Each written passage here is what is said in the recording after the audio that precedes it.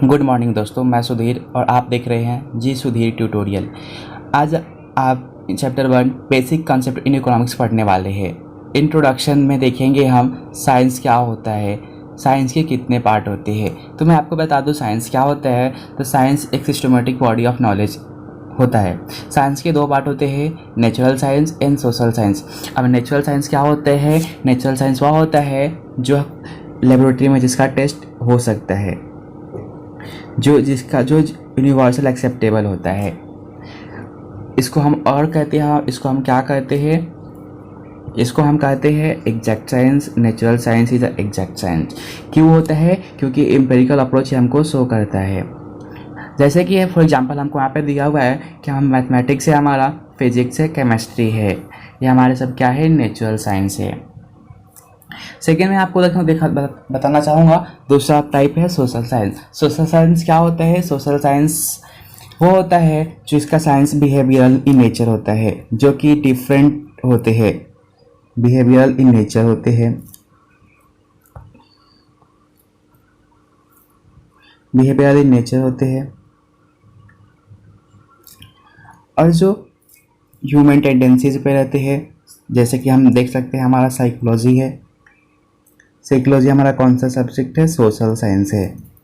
क्यों? क्योंकि ये हमारा मेंटल यानी कि ह्यूमन बिहेवियर पे ऊपर डिपेंड रहता है। Psychology is related to social aspect of human as a member of society. क्या करता है? एज अ मेंबर ऑफ, लेकिन क्या रहता है हमारा? Human being. ह्यूमन बिहेवियर का नाइदर एम्पेरिकली, जो इसको हम टेस्टेड नहीं कर सकते हैं, जो बट हमने जो देखा था कि हम इसको टेस्ट कर सकते हैं, यहाँ पे वो टेस्टेड नहीं कर सकते हैं, लेबोरेटरी में भी टेस्टेड नहीं कर सकते हैं। Hence, the law of social science are not universal। इसलिए क्या होता है? सोशल साइंस हमारा यूनिवर्सल एक्सेप्टेबल नहीं होता है। समझे क्यों नहीं होता है? आप देखते हैं हम मीनिंग ऑफ इकोनॉमिक्स। आज हम देखने वाले हैं इकोनॉमिक्स क्या है। Economics is a social science. जैसे मैंने आपको पिछले लेक्चर में बताया था, इकोनॉमिक्स क्या है? एक सोशल साइंस है, जो टर्म इकोनॉमिक कहाँ से डिराइव हुआ है? जो कि ग्रीक वर्ड से डिराइव हुआ है, और वो ग्रीक वर्ड क्या है? इकोनॉमिया। कौन सा वर्ड है? इकोनॉमिया। उसका मीनिंग क्या होता है? Means household management. That means क्या होता है? Management of the household, या हाउस होल्ड मैनेजमेंट हम कह सकते हैं। Economic is referred as the queen of the social science. किसने बोला है? पाल समूल्सन ने बोला है कि हमारा जो इकोनॉमिक्स है वो क्या है? हमारा क्वीन है सोशल साइंस का। Economic deals with the economic aspect of human behaviour. किस पे डिपेंड रहता है? जैसे मैंने आपको बताया सोशल साइंस किस पे डिपेंड है? सोशल साइंस हमारा ह्यूमन बिहेवियर पे डिपेंड रहता है। It deals with the how human being satisfy unlimited wants and with limited means. That means इसके कहने का मतलब है हमारे जो वांट्स हमारे क्या है? अनलिमिटेड है,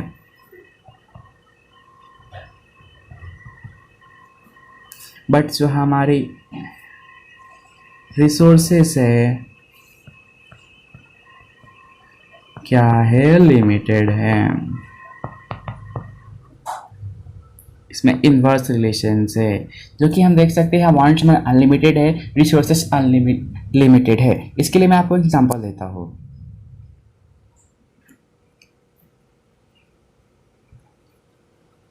दिए कितने रुपए दिए आपको? 100 रुपये। बोले जा बेटा कर ले मौज। आप 100 रुपये में आप क्या करेंगे? आपने सोचा कुछ सेव कर लेते हैं। फिर आप सोचेंगे नहीं, सेव के अलावा भी कुछ कर लेते हैं, होटल में जाते हैं। आप सोचेंगे हम फ्रेंड को पार्टी देते हैं।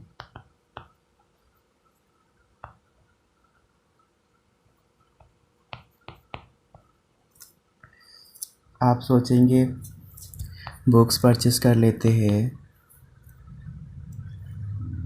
आप सोचेंगे ऐसे हमारे एक्सेट्रा डिमांड हमारे एक्सेट्रा होते हैं, बट हमारे पास लिमिटेड क्या है?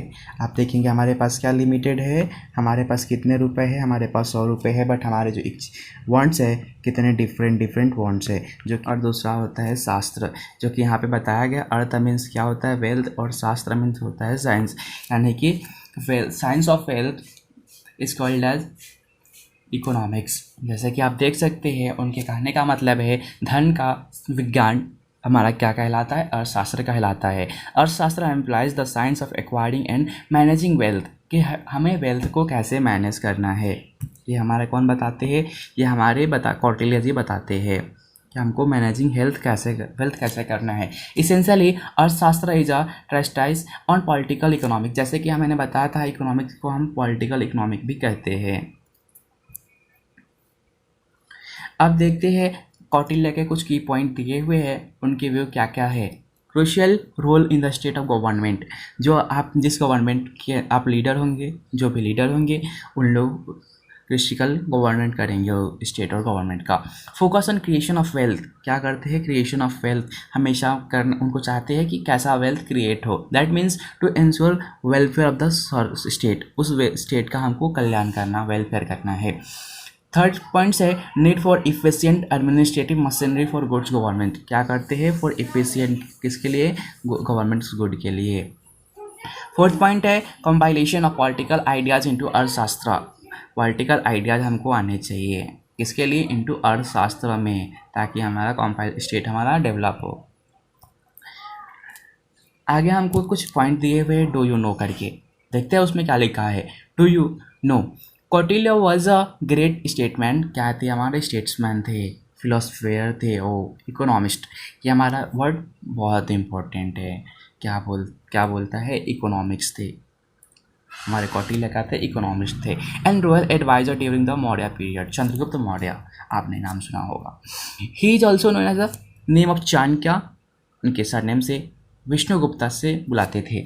Kautilya authorise the ancient Indian political treatise the Arthashastra, उन्होंने क्या लिखा है, अर्थशास्त्र नाम की पुस्तक लिखी है। आगे देखते हैं हम, अब इकोनॉमिक्स के कुछ डेफिनेशंस दिए गए हैं, इकोनॉमिक्स के डेफिनेशंस देखेंगे।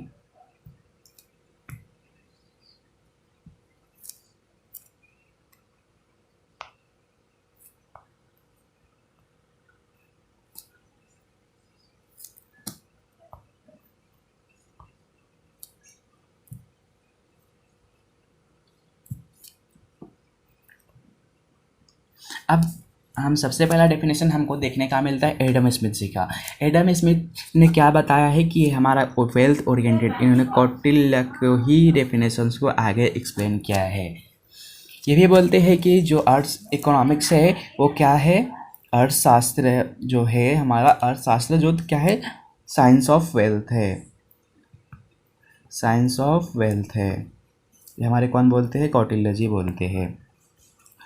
ये बोलते हैं classical economist Adam Smith also regarded as the father of economics, क्या है, हमारे फादर ऑफ इकोनॉमिक्स हैं।